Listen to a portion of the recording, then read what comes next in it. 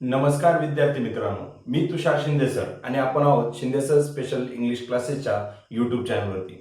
विद्यार्थी मित्रांनो, आपणास सगळ्यांना माहिती आहे इयत्ता 6वीचा सिलेबस बदललाय. आपण मागचा व्हिडिओ त्याच्यावरतीच घेतला. आपण मागच्या व्हिडिओमध्ये आपल्या पुस्तकाची इंडेक्स पाहिली होती. या व्हिडिओमध्ये आपण आपल्या इयत्ता 6वीच्या सिलेबसमध्ये असणारी जी पहिली पोएम आहे 1.1 मान्सून, या मान्सून या कवितेला आपण सुरुवात करणार आहोत. मान्सून या कवितेला सुरुवात करण्यापूर्वी मला तुमच्याशी थोडंसं बोलायचं आहे. विद्यार्थी मित्रांनो, तुम्हाला जर एक प्रश्न विचारला की तुमच्या आवडीचा असणारा ऋतू कोणता आहे, तर तुम्ही काय सांगाल? मला माहिती आहे तुम्ही तुमच्या आवडीचा ऋतू हा पावसाळाच सांगणार, कारण पावसाळ्याच्या दिवसामध्ये पूर्ण शांतता झालेली असते. पण तुम्हाला हे माहिती आहे का की आपल्या भारतामध्ये एकूण इंग्रजी नावानुसार किंवा एकूण असणारे ऋतू किती आहेत? तर आपल्या भारतामध्ये असणारे ऋतू जर तुम्हाला सगळे माहिती असतील तर त्या सगळ्या ऋतूंची नावं तुम्ही पटकन कमेंटमध्ये सांगायची आहेत. त्याच्यानंतर विद्यार्थी मित्रांनो, आपल्या भारतामध्ये किंवा एकंदरीत महत्वाचे असणारे 3 ऋतू तुम्हाला माहिती आहेत का?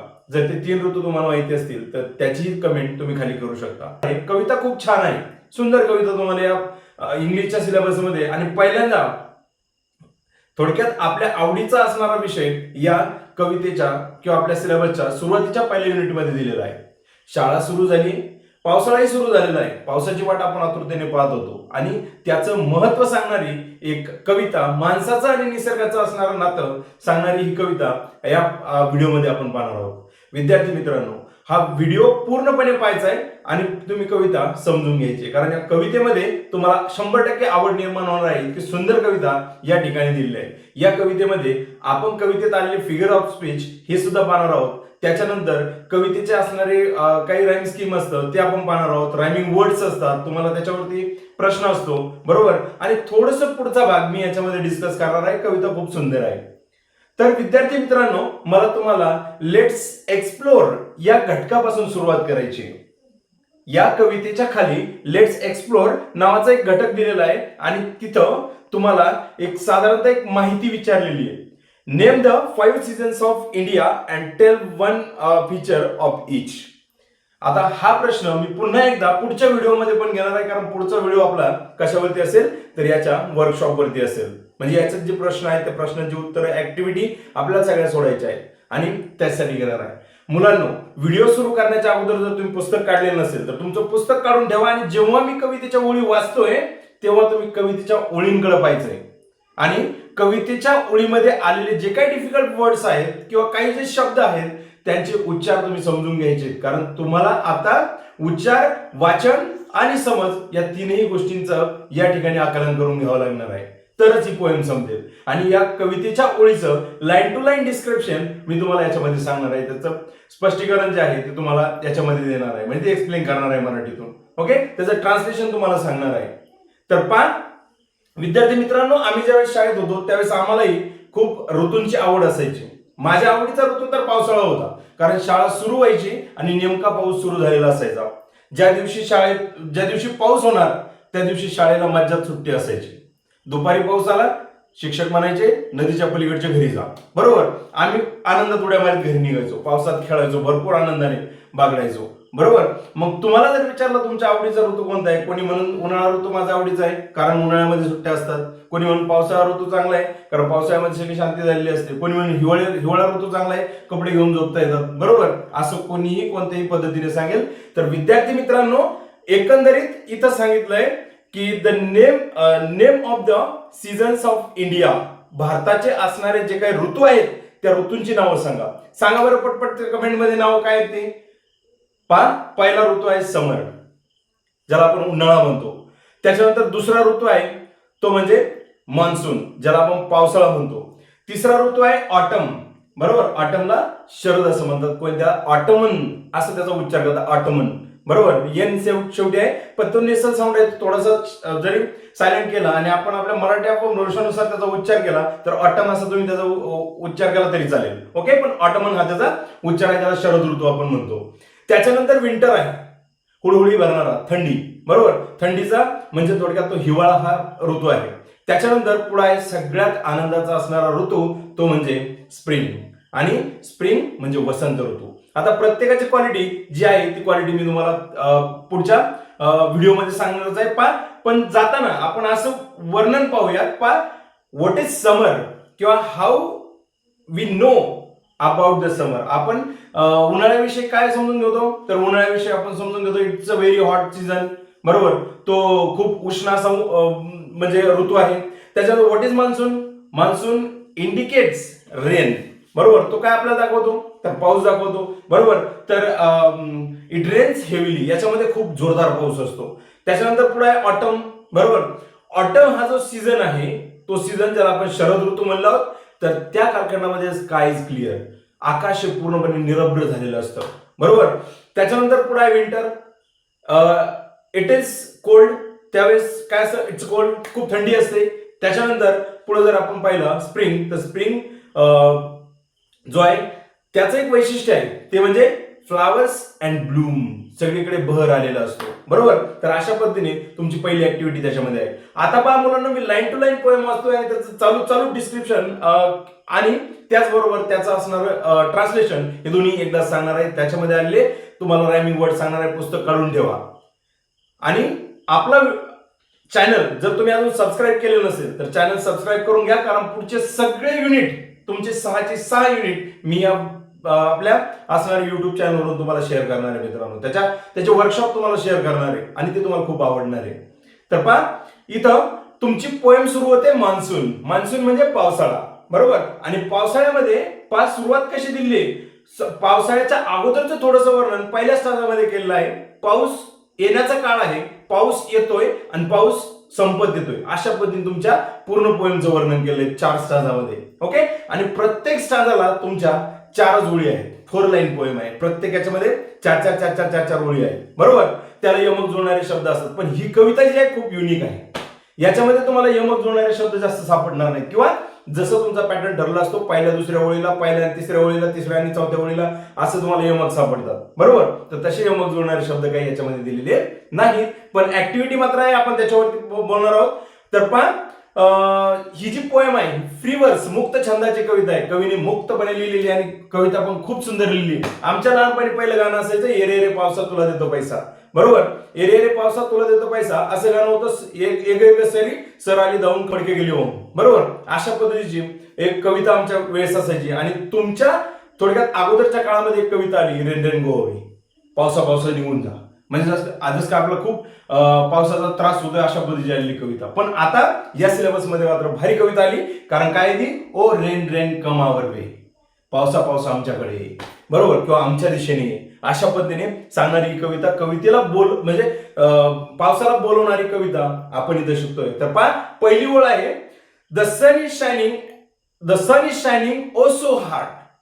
सन इज शायनिंग, सूर्य जो आहे तो सूर्य चमकतोय, प्रखरपणे तळपतोय. सो हार्ड म्हणजे इथं हार्ड याचा अर्थ प्रखर असं घेणार आहेत आपण. हार्ड याचा अर्थ कठीण बनवतो, ओके. तर इथं तसा अर्थ न घेता the sun is shining so hard म्हणजे सूर्य खूप प्रखरपणे तळपतोय, अशा पद्धतीने तुम्ही काय करू शकता, तर याचा अर्थ घेऊ शकता. या ठिकाणी सनचा यस, शायनिंगचा यस तो रिपीट झालाय, सोचा यस आलाय, बरोबर. Yes is repeated 3 times in a sentence.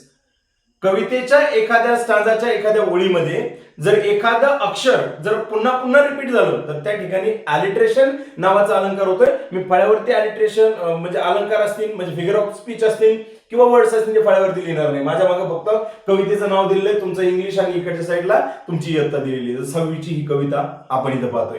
तुम्हाला मात्र व्हिडिओमध्ये इकडच्या साईडला वरती जे अलिट्रेशन आलंय आणि त्याच्यामध्ये जे जे अक्षर आलंय ते अक्षर मी तुम्हाला तिथं काय करणार आहे, तर व्हिडिओमध्ये ते लिहून देणार आहे, तुम्ही तिथं पाहू शकता. अलिट्रेशन आलाय आणि नंतर आपण फिगर ऑफ स्पीच वरती एक काय करणार आहोत, तर एक सेपरेट तास घेणार आहोत. पहा, the sun is shining so hard, the land has dried it's so parched. पहा, त्या पर्च हा शब्दाला बोल्ड मध्ये केलेला आहे, मोठे अक्षर आलेले आहेत. पण इथं इट्स हा जो शब्द प्रयोग आला तो कॉन्ट्रॅक्शन आलाय इट हॅजचं, कारण पहिल्या सेंटेन्स मध्ये काय, द लँड हॅज आणि इट म्हणजेच द लँड, त्याच्यासाठीच वापरलेलं सर्वनाम त्या ठिकाणी आलेलं आहे. ओके. लँड हे नाम आहे आणि त्याच्यासाठी आलेलं एक सर्वनाम तिथं आहे. द लँड हॅज ड्राईड, काय, तर जमीन ही काय झालेली असते, तर पूर्णपणे कोरडी झालेली असते, वाळलेली असते, बरोबर. आणि ते काय सांगितलंय, इट्स सो पर्चचा अर्थ दिलेला आहे व्हेरी ड्राय अँड हॉट, खूप उष्ण झालेली आणि अतिशय कोरडी झालेली किंवा खूप तहानलेली असणारी जी जमीन आहे ती या कवितेच्या दुसऱ्या ओळीमध्ये कवीने रेखाटलेली आहे. कवीने जमिनीचं वर्णन केलं, जमिनीला भूक लागलेली आहे, तहान लागलेली आहे पाण्याची, बरोबर. आणि या ठिकाणी ड्राईड आणि पर्च हे एकाच अर्थाचे समानार्थी शब्द या ठिकाणी आलेले आहेत, म्हणून कवितेमध्ये या ओळीमध्ये टॉटॉलॉजी नावाचा अलंकार झालाय. म्हणजे कवी इथं बडबड बडबड करतोय, जसं शिंदे सर तुमच्याकडे बडबड करतोय, बरोबर. सेम या पद्धतीने तिथं कवीने सुद्धा बडबड केलेली, कारण जेव्हा समानार्थी शब्द एकाच ओळीमध्ये येतात तेव्हा त्या ठिकाणी टॉटॉलॉजी हा अलंकार होतो. ओके. त्याच्यानंतर पुढे सांगितलंय the fields are hungry, rivers are thirsty. Fields are hungry, शेतं जी आहेत ती शेतं काय झालेली आहेत तर भुकेलेली आहेत. आता शेतांना भूक लागली मग भाकर खायला द्यायची का? शेत म्हणजे आपली जमीन, बरोबर, जी आपल्या वडिलांच्या नावावरती असते किंवा जिथं आपण राहतो, बरोबर, जिथं आपण शेती करतो, तर त्याला फील्ड म्हटलं जातं. आणि फील्ड्स आर हंग्री, शेतं भुकेलेली आहेत. रिव्हर्स आर थर्स्टी किंवा रिव्हर्स थर्स्टी. मग कवीने तर आर वगळून टाकलाय कारण तो रिपीट होतोय. ओके. मग ह्याच्यामध्ये जर तुम्ही पाहिलं शेतांना भूक लागलेली आहे, कशाची? पावसाच्या पाण्याची, त्याला काय खायला लागत नाहीये, पावसाचं पाणी पाहिजे. रिव्हर्स आर थर्स्टी, नद्यांना सुद्धा तहान लागलेली आहे आणि तीही पाण्याचीच आहे. म्हणजे या ठिकाणी जर पाहिलं तर हंग्री आणि थर्स्टी ह्या ह्युमन क्वालिटीज आहेत, मानवी गुण आहेत. आणि ते कशाला दिले आहेत? नॉन ह्युमन, बरोबर, जे की मानवी नाहीत, अमानवी गोष्टींना लावलेले आहेत. शेत हे अमानवी आहे, नदी ही अमानवी आहे कारण ती माणसासारखी बोलत नाही, चालत नाही. परंतु कवीने मात्र शब्द असे लावलेत की मानवी गुण त्या नदीला आणि शेताला लावलेत. म्हणून त्या ठिकाणी पर्सॉनिफिकेशन, चेतना गुणोक्ती अलंकार झालेला आहे. म्हणजे निर्जीव वस्तूला सजीवांचे गुणधर्म लावणे. Daffodil dances in the Roxx, बरोबर, दगड फुल खडकांमध्ये नाचत आहे. मग नाचतो कोण? माणूस, बरोबर, तिकडे फुल नाचताना दाखवलं. कवीच्या कल्पनेला कोणतंही बंधन नसतं. कवीने या ठिकाणी पर्सॉनिफिकेशन वापरलंय. आणि पहा त्याच्यामध्येच असं सांगितलंय फील्ड्स आर हंग्री, बरोबर, शेत भुकेल्यासारखे नाहीयेत, शेत भुकेलेलीच आहेत. म्हणजे या ठिकाणी मेटाफर, मेटाफर हा सुद्धा अलंकार या ठिकाणी रूपक अलंकार झालेला आहे. तुमच्या मराठीमध्ये असतं की एखादा घटक असाच आहे म्हणून दाखवलेलं असतं. आपण राजे आहोत, मेटाफर. आपण राजासारखे आहोत, सिमिली, उपमा अलंकार. आपल्याला उपमा मिळेल, आम्ही राजासारखे आहोत. ओके. तर अशी या ठिकाणी मेटाफरचं सुद्धा उदाहरण आलेलं आहे. मग त्याच्यानंतर पहा कवी शेवटच्या ओळीमध्ये काय म्हणतोय? O rain rain come come our way. पावसा, ए पावसा आमच्या दिशेने. ओ म्हणजे काय? हाक मारली त्याला. ओ रेन, बरोबर, म्हणजे थोडक्यात आता इथं सुद्धा रेन हा काय निर्जीव आहे, बरोबर. आता पाऊस म्हणला सांगा थांब थांब थोडं आलो मी, असं म्हणला सांगा नाही, बरोबर. पावसाला त्याने फक्त काय केली? विनवणी केली. ओ रेन रेन कम आवर वे, आमच्या दिशेने, आमच्याकडे, असं कवी पावसाला म्हणतोय. मग जेव्हा एखाद्या निर्जीव वस्तूला, घटकाला आपण हाक मारतो तेव्हा त्या ठिकाणी ॲपॉस्ट्रॉफी हा अलंकार होतो. ओके. म्हणजे तिथं त्याने काय केलं? संबोधन केलंय कोणाला तरी. आपण परीक्षेत चालू का? आपण देवा आता मला पास कर, बरोबर, देवाच्या पाया पडतो. देव मला सांगा ताताच तुझा झाला बस, नाही. देव फक्त ऐकतो आपल्या शांतपणे, त्याचं काम सुरू असतं. आपण त्याला हाक मारतो, बरोबर. चांदोमामा भागलास का, बरोबर. ही जी उदाहरणं आहेत ही उदाहरणं कशाची आहेत?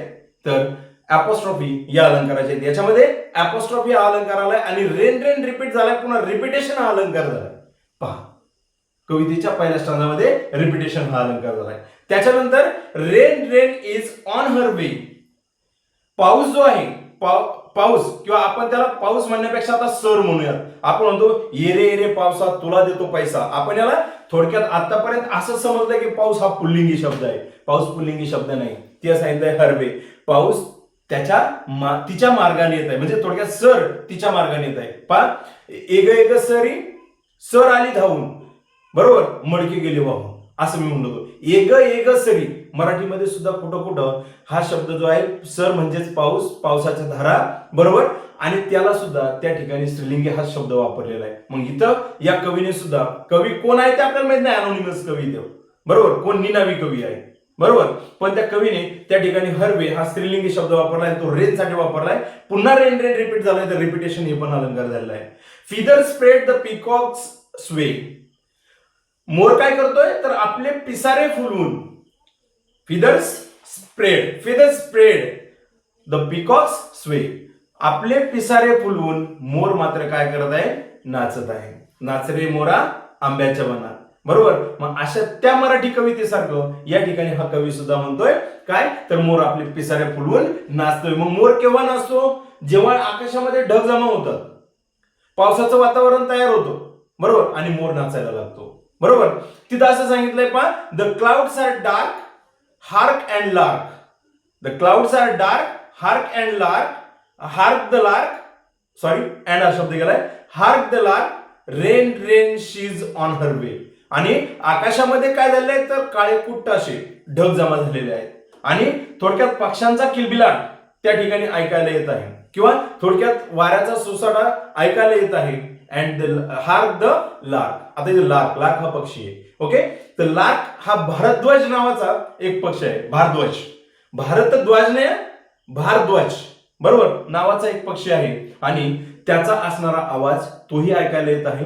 आपल्याकडे आपण पावसा असतो, बरोबर, आणि तो तो नेहमी एक आवाज येतो आपल्याला, पहा, पेरतेवा पेरतेवा पेरतेवा असा आवाज येतो, बरोबर. तो त्याच्या ट्युनिंग मध्ये ओरडत असतो, पण आपल्याला असं ऐकायला मिळालं आतापर्यंत पेरतेवा, बरोबर. तर भारद्वाज पक्षी त्याचं काम करत आहे, तो ओरडत आहे, मोर नाचत आहे आणि काळे ढग आकाशामध्ये जमा झालेले आहेत आणि पाऊस मात्र किंवा सर मात्र तिच्या मार्गावरती आहे, म्हणजे सर यायला लागले, एग एग सरी, बरोबर. अशा पद्धतीने या ठिकाणी कवीने तेही वर्णन केलेलं आहे.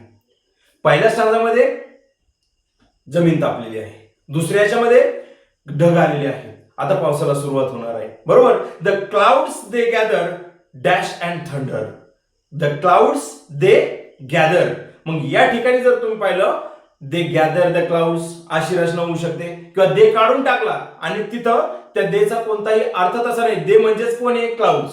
ओके, क्लाउड्स अशा पद्धतीने. मग इथं कवीने काय केलंय, तर शब्दांची उलटसुलट रचना केली आहे पोएटिक इफेक्टसाठी. कविता अशी सुंदर वाटावी, म्हणताना त्यांना व्यवस्थित ट्युनिंग यावी किंवा त्याला रिदम यावा म्हणून कवी काय करत असतो, कवितेमध्ये उलटसुलट मांडणी करत असतो. आणि मग या ठिकाणी कवीने सांगितलंय, the clouds they gather dash and thunder, बरोबर. म्हणजे काय झाले, तर आता काय झालेलं आहे, तर ढग सगळे एका जागेवरती आता गर्दीने जमा झालेले आहेत आणि एकमेकावरती आपटत आहेत, घासत आहेत आणि त्याच्यातून एक मोठी अशी थंडर म्हणजे मेघगर्जना होत आहे. काय, lightning is difficult from thunder. Thunder जे आहे, तर थंडरचा अर्थ होतो मेघगर्जना, बरोबर. म्हणजे जो आपण म्हणतो ना विजांचा कडकडाट झाला, बरोबर. म्हणजे तिकडं घासतोय ढग एकमेकाला आणि आपण क्रेडिट देतो कुठं विजेला, आणि वीज कडकली, वीज चमकते आणि ढग गडगडतात, बरोबर. तर इथं ढग काय होत आहेत, गडगडत आहेत असं कवी म्हणतो. आणि त्याच्यानंतर पहा, बोल्ट्स ऑफ लाइटनिंग, विजेचे लोळ तुटायला लागलेले आहेत, विजेचा कडकडाट झालेला आहे. आणि त्याच्यानंतर काय, पहा, streak and shimmer, streak and shimmer, बरोबर. मग स्ट्रेकचा अर्थ खाली दिलेला आहे, फ्लॅश ऑफ लाईट, म्हणजे पहा, आणि शिमर याचा अर्थ दिला आहे, shine with the soft light that seems to be moving. अशी कडकडाट झालेली वीज आपल्याला लांब पडदाच खाली काय दिसते, किंवा अशा आडवी गेलेली दिसते, बरोबर. मग या ठिकाणी जर पाहिलं तर कवी काय करतोय, विजांचा कडकडाट झालाय, त्याची लाईट पडते आहे असं तो म्हणतोय, बरोबर. इथं डॅश म्हणजे थोडक्यात त्याचा एकमेकावरती आपटणे असं आपण त्याला म्हणूयात वरच्या स्टांजामध्ये. आणि लाइटनिंग म्हणजे वीज, बोल्ट्स ऑफ लाइटनिंग म्हणजे विजेचे लोळ पडत आहेत. आणि त्याचबरोबर स्ट्रेकचा अर्थ थोडक्यात रेषेसारखे चमकणे. स्ट्रेकचा अर्थ काय दिलेला इथं, फ्लॅश ऑफ लाईट म्हणजे त्याला आपण चमकणे म्हणू, आणि स्ट्रेट येणाऱ्या सरळ रेषेत येणाऱ्या विजा. आणि शिमर म्हणजे या ठिकाणी सुद्धा टॉटॉलॉजी हा अलंकार झाला, कारण त्याने चमकणे, स्ट्रेक म्हणजे सुद्धा चमकणे, लाइटिंग म्हणजे विजेचे लोळ तुटणे, चमकणे. त्याच्यानंतर शिमर हा सुद्धा काय, तर तो सुद्धा चमकणे या अर्थाने आहे. आणि कवी या ठिकाणी सुद्धा टॉटॉलॉजी याच अलंकाराचं उदाहरण त्या ठिकाणी देतो, कारण कवी काय करतोय, त्याला तेच म्हणायचंय. पहा, वीज चमकली, एका ओळीत झालं असतं की त्याचा प्रकाश पडला, सगळीकडे लखलखाट झाला, बरोबर. ढगांचा कडकडाट झाला, विजेचा लखलखाट झाला आणि सगळीकडे काय झालं, तर असं पूर्णपणे समजा आपल्याला सगळं दिसायला लागलं अंधारामध्ये, बरोबर. अशा पद्धतीने त्याला आपण प्रकाश म्हणलो असतो, की वीज चमकली असं आपण म्हणतो. पण तो काय म्हणतोय, तर पहा, बोल्ट्स ऑफ लाइटनिंग, विजेचे लोळ तुटलेले आहेत, आणि लाईट म्हणजे काय, प्रकाश. ओके, वीज म्हणजे प्रकाश. त्याच्यानंतर स्ट्रेक म्हणजे सरळ रेषेत चमकणे, बरोबर, त्याचा अर्थ चमकणे. आणि शिमर ते पण चमकणे, कारण त्याचा अर्थ तुम्ही जर पाहिला तर काय, शाईन म्हणजे चमकणे. Shine with the soft light, एक सॉफ्ट लाईट पडली आहे, तशी समजा असं पांढरं काय झालंय, प्रकाश पडलेला आहे असं कवी म्हणतो. बरोबर. मग या ठिकाणी कवी बडबड करतो कारण समानार्थी शब्द वापरतो. त्याच्यानंतर पहा पीट पॅट आय फील अ ड्रॉप. टपटप टपटप अंगावरती काय होत आहे, तर पावसाचे थेंब पडत आहेत, पावसाच्या सरी पडत आहेत आणि त्याची जाणीव मला होत आहे. कवी स्वतःला वर्णन करतोय कवितेमध्ये. आय फील द ड्रॉप, प्रत्येक थेंबाची आता मला जाणीव होत आहे असं कवी म्हणतोय. आणि या ठिकाणी पिट पॅट हा आवाज आहे लाईक खटखट खटखट खटखट. ओके, जर मी याला मारलं तर खटखट खटखट आवाज येतो. ज्यावेळेस कवितेच्या ओळीमध्ये आवाज आलेला असतो त्यावेळेस त्या ठिकाणी ओनोमॅटोपिय हा अलंकार होतो, म्हणजे ध्वनी निर्देशनात्मक अलंकार होतो.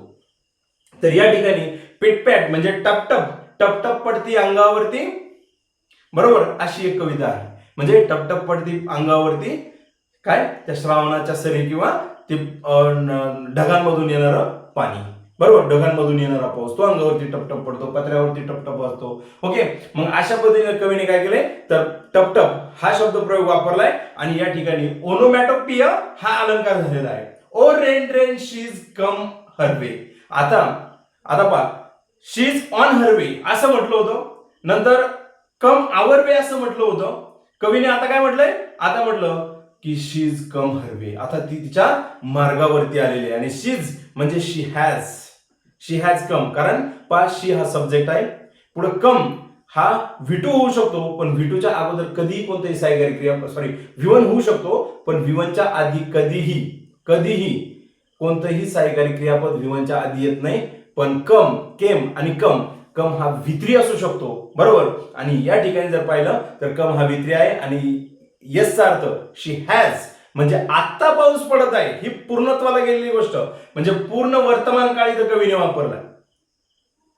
तो आमच्याकडे भविष्यकाळ, तो आता येत, म्हणजे तो आमच्याकडे, आता ती तिकडे येत आहे, हर वे तिच्या मार्गावरती आहे आणि आता माझ्याकडे आलेलीच आहे असं वर्णन केलं. म्हणजे ती सर, तो पाऊस माझ्याकडे आलेला आहे असं म्हटलं. मी आता आलेलाच म्हणतोय बरं का, म्हणजे तो तुम्ही असं भ्रम करून घेऊ नका की मी पुल्लिंगी शब्द वापरतो. नो, इट्स अ फेमिनाईन, बरोबर, तो स्त्रीलिंगी शब्द आहे, बरोबर. तर ती वर्षा, तो पाऊस किंवा ती सर आता आलेली आहे असं कवी म्हणतोय. पहा, द फील्ड्स आर ड्रेंच्ड. अगोदर शेतं कशी सांगितली होती, fields are hungry. Now at the time of the moment, पावसाचा क्षण जो आहे त्या क्षणाला जमीन मात्र आता ओली चिंब झालेली आहे असं कवी म्हणतो. आणि त्याच्यानंतर पहा, द रिव्हर्स आर होस्ट. मग या ठिकाणी जर तुम्ही पाहिलं तर होस्टचा अर्थ या ठिकाणी दिलेला आहे. पहा, ड्रेनचा पण दिलाय काय, कम्प्लिटली वेट, पूर्णपणे भिजलेले. ड्रेन्स्ड याचा अर्थ काय, पूर्णपणे भिजलेले. The land is soaked. सोकचा पण अर्थ काय होतो, चिंब भिजलेले. सोकचा अर्थ चिंब भिजलेले. आणि या ठिकाणी ड्रेन्सचा अर्थ तो पण दिलाय कम्प्लिटली वेट, पूर्णपणे भिजलेले. ओके, तर मग या शेवटच्या स्टांजाच्या पहिल्या ओळीमध्ये फील्ड्स आर ड्रेन्स्ड, शेत पूर्णपणे काय झालेले आहेत, ओली चिंब झालेले आहेत, वेट, भिजलेले आहेत. त्याच्यानंतर द लँड इज सोक्ड, आणि ती जमीन जी आहे ती जमीन पूर्णपणे ओली चिंब झालेली आहे असं कवी या ओळीमध्ये सांगतो. मग इथं ड्रेन्स्ड आणि सोक्ड हे दोन्ही सुद्धा पुन्हा समानार्थी शब्द आले. कवीने याच्यात पण टॉटोलॉजी वापरली. कोणता अलंकार वापरलाय, टॉटोलॉजी, बरोबर. जिथं आर, इज असे शब्द आहेत ते मेटाफर पण होतो, आहेतच असं म्हटलंय ना, बरोबर. मग ते मेटाफरचं उदाहरण आहे, बरोबर. नंतर पुढच्या ओळीमध्ये असं सांगितलंय, द ट्रीज हॅव बाथ. झाडांनी पूर्णपणे आंघोळ केलेली आहे, झाड पूर्णपणे न्हाऊन निघालेले आहेत असं म्हटलंय. आणि द रिव्हर्स आर होस्ट.